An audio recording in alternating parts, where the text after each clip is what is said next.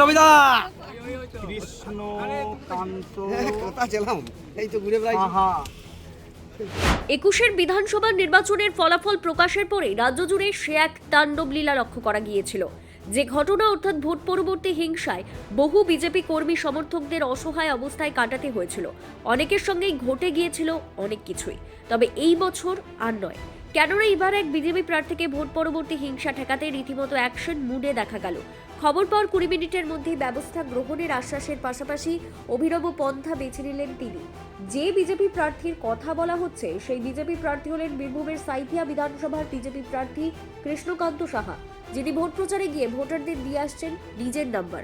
আর কোনো রকম ঝামেলা হলেই তাকে ফোন করে জানালে তিনি 20 মিনিটের মধ্যে অ্যাকশন নেবেন বলেই জানিয়েছেন। দেখুন, তৃণমূলের অত্যাচারে অত্যাচারিত এবং তৃণমূল যে ভোট দিতে দেয় না তার কিন্তু বহিঃপ্রকাশ ঘটে গেছে, মানুষ কিন্তু জেনে নিয়েছে। সেই জন্য মানুষকে আশ্বস্ত করা হয়েছে। তাই সাধারণ মানুষ কিন্তু ফোন নাম্বার চাইছে প্রার্থীর। আমি ফোন নাম্বার প্রত্যেকের কাছে দিয়েছি এবং ওনাদেরকে বলে দিয়েছি যে আপনারা নির্ভয়ে ভোট দিন। 24 ঘন্টা পরিষেবা দেওয়ার জন্য এই অধম কৃষ্ণ আপনাদের সঙ্গে থাকবে। আর এটাও জেনে রাখুন যে ফোন নাম্বারের সঙ্গে সঙ্গে আমি 30 মিনিট সময় নিয়েছি সাঁইথিয়া বিধানসভার বিভিন্ন প্রান্তে আমি পৌঁছাবো। এটা আমি দায়িত্ব সহকারে নিয়েছি।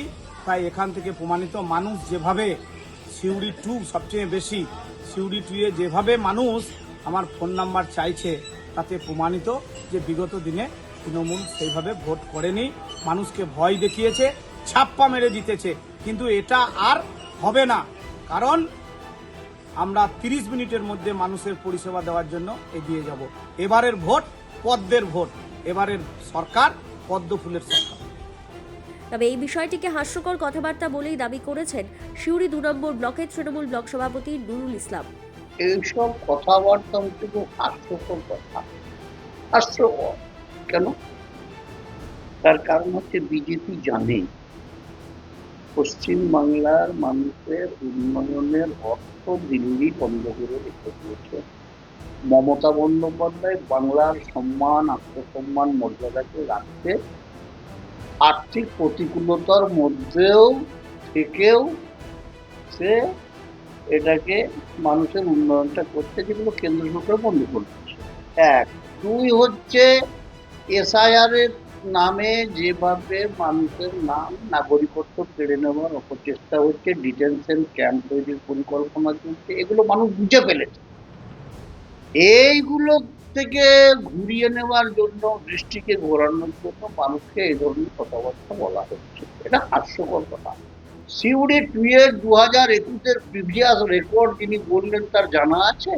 প্রশাসনিক স্তরে গিয়ে দেখুন তো কটা অ্যাকশন হয়েছে, কটা ঘটনা ঘটেছে, কটা দুর্ঘটনা ঘটেছে, না অগ্নিসংযোগ হয়েছে, না বাড়ি লুট হয়েছে, না মারপিট হয়েছে, কিছু জানা আছে ভদ্রলোকের? আন্তা বড় একটা কথা বলে দিচ্ছে, কথার মধ্যে কিছু লজিক থাকে।